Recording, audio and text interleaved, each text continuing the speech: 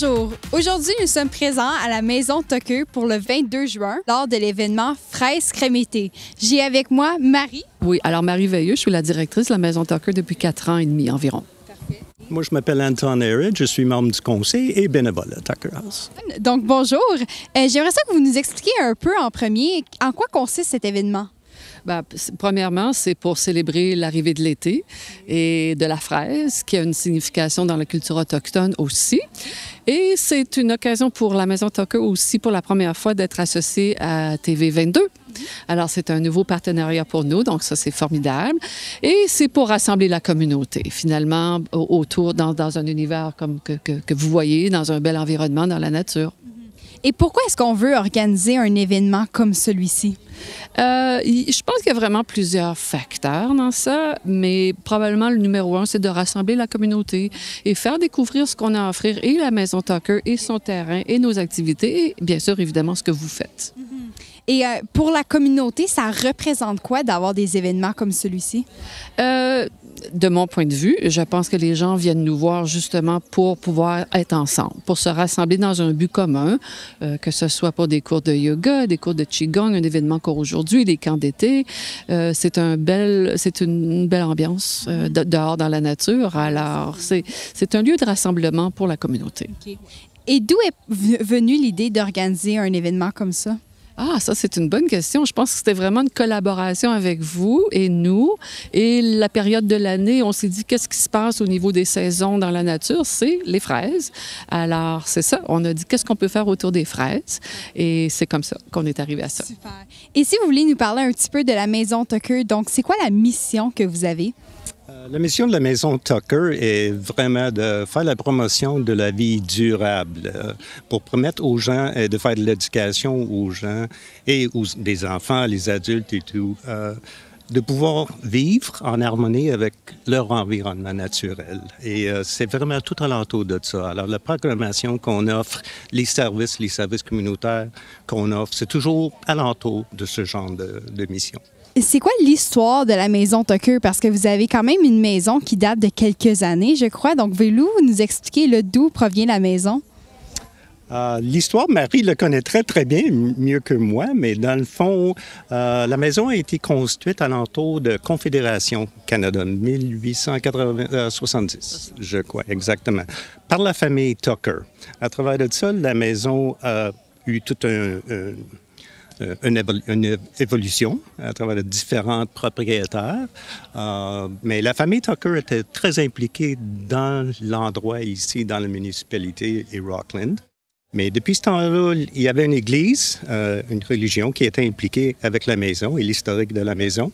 Et finalement, c'est devenu privé dans le genre coopératif comme une institution charitable. Not-for-profit organization. Une de mes histoires préférées que les gens ne savent pas tous, c'est que c'est un cadeau de noces, la Maison Tucker. Okay. C'est vraiment M. Tucker Senior qui a fait construire la maison pour le mariage de son fils.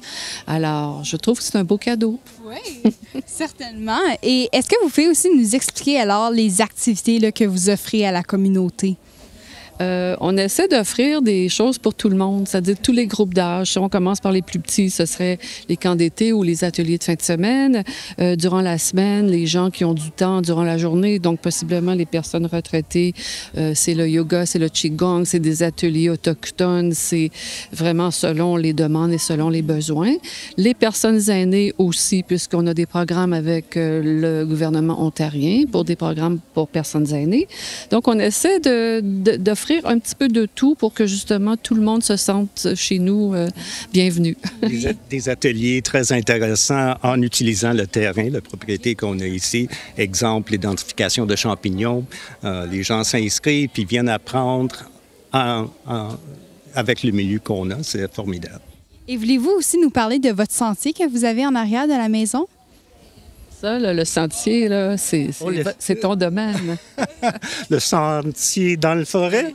Oui, ça, c'est idéal. Dans le fond, c'est ce qui m'a attiré ici à la Maison Tucker. Je venais me promener souvent avec mon chien, Mika. Et j'ai passé beaucoup de temps sur les sentiers. Je peux le faire avec les yeux fermés maintenant.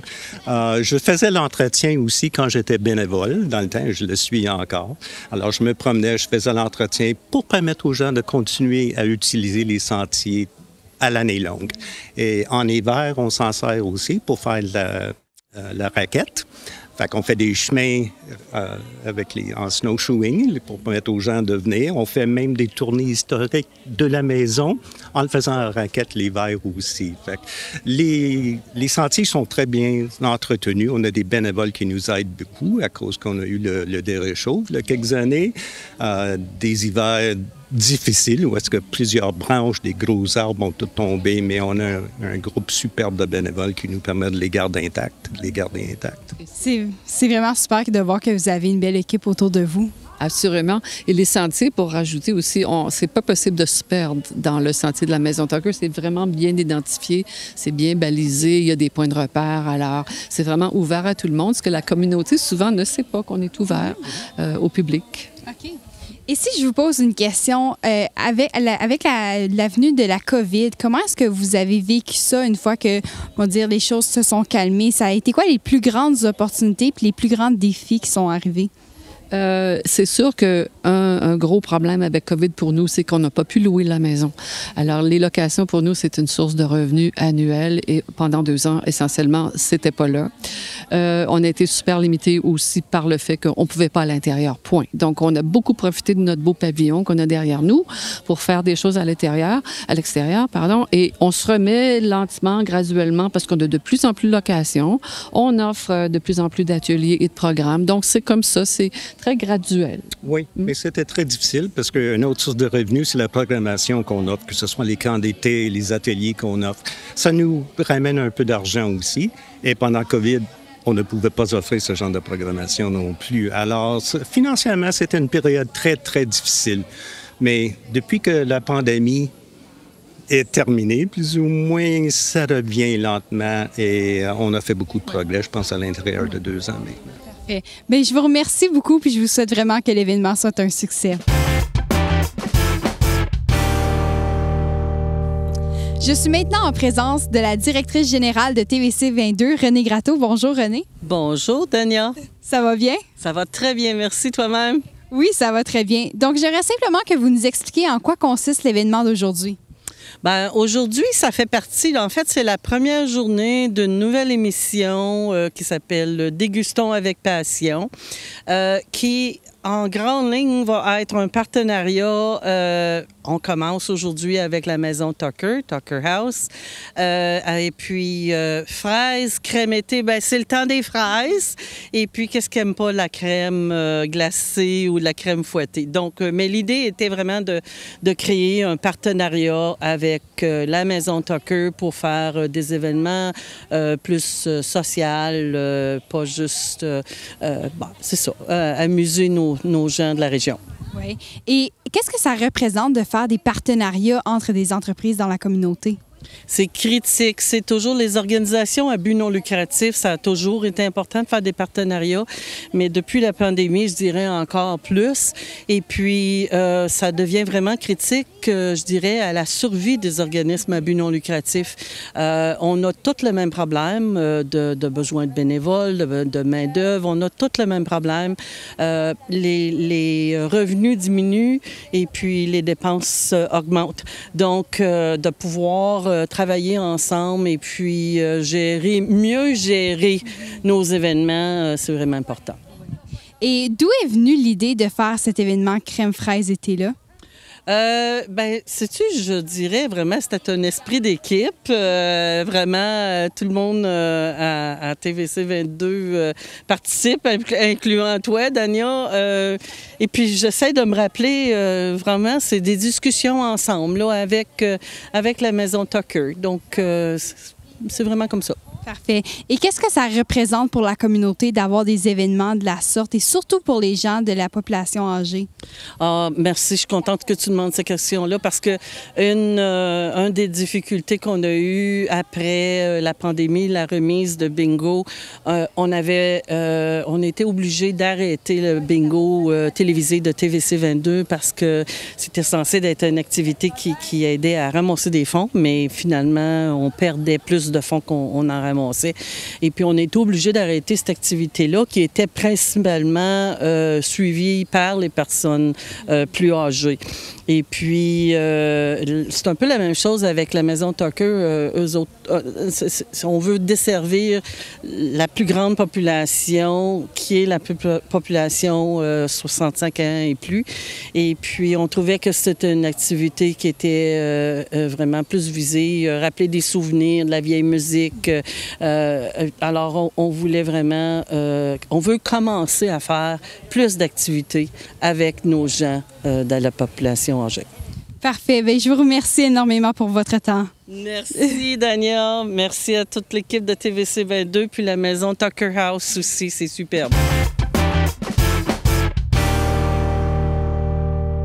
Je suis maintenant en présence avec Muriel de la Maison Tucker. Donc, bonjour Muriel, ça va? Bonjour, ça va bien? Oui, est-ce que vous pouvez nous parler un peu de qui vous êtes et qu'est-ce que vous faites à la Maison Tucker? Moi, je suis autochtone, Mi'kmaq de la Gaspésie, plus directement à Gaspé. Et j'ai déménagé par ici avec la famille. Puis ensuite, j'ai déménagé à Rockland pour me marier. Fait que ça fait 31 ans. Fait que, oui. C'est intéressant. Et qu'est-ce que vous faites à la Maison Tucker? Je m'occupe surtout de la culture autochtone. J'enseigne des ateliers, puis je fais aussi le marché, le jardin, autochtone avec des plantes médicinales et les 4 médecines sacrées. Oui. Voulez-vous nous parler un peu des 4 médecines sacrées? Ceci, ça consiste du tabac, mais du tabac sacré, du sweetgrass qu'on appelle du foin d'odeur, et aussi de la sauge blanche et du cèdre. Pour la région, pas pour toutes les tribus, mais il y en a qui ont d'autres médecines, mais normalement, c'est ces 4 médecines sacrées. Est-ce que vous pouvez aussi nous expliquer pour quelles raisons est-ce que vous êtes tombé en amour avec la Maison Tucker? C'est l'aspect qu'ils ont 30 acres, puis leur but, c'est de sauver et de protéger les 30 acres sauvages. Puis ça, pour moi, c'est très important. Ils veulent travailler avec la terre, travailler avec Mère Terre surtout, de faire pousser et aussi de donner au monde l'aspect culturel aussi et l'aspect, comment est-ce que je pourrais bien dire ça, naturel et sain. Ça veut dire comme qui est la nature ici à Tucker House. Et pourquoi est-ce que c'est quelque chose qui est important pour vous? Parce que nous, ce qui est très important pour les Autochtones, c'est de préserver la terre. Parce que sans la terre, il n'y a rien. Okay? On n'a pas d'oxygène, on n'a pas d'eau, on n'a pas d'air, il n'y a rien.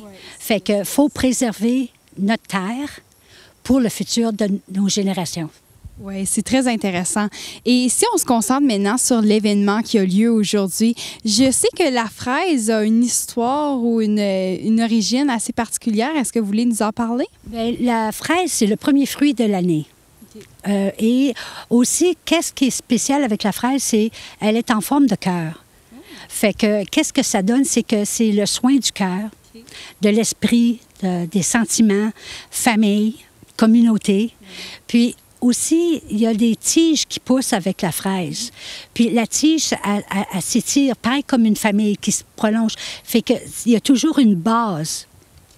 Puis tu grandis avec ça. Puis il y a des petits-enfants, des arrière-petits-enfants. Fait que c'est de continuer la culture, continuer l'éducation de la culture.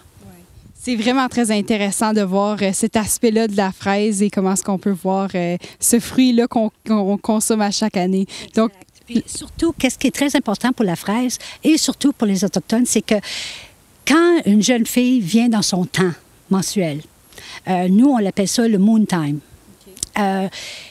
pendant 1 an, elle n'a pas le droit de manger aucun fruit ou de baie ou quelque chose comme ça. Mais elle se fait enseigner par sa grand-mère. Okay. Le soin du respect, respecter son corps, respecter la tête, toutes ces choses-là qui est très important. Puis pendant 1 an de temps. Et après 1 an de conseils et de guides de la grand-mère, la jeune va donner et manger aussi des fruits, qui est la fraise. Wow, c'est vraiment très intéressant. Fait que je vous remercie pour toutes ces informations-là très précieuses. C'était un plaisir. Puis j'espère que le monde vienne voir la maison Tucker. On a tellement d'activités, tellement de places à visiter. Et si vous avez quelques questions que ce soit, informez-vous, parlez avec Marie, qui est la directrice. Elle est incroyable. Parfait. Je vous remercie énormément.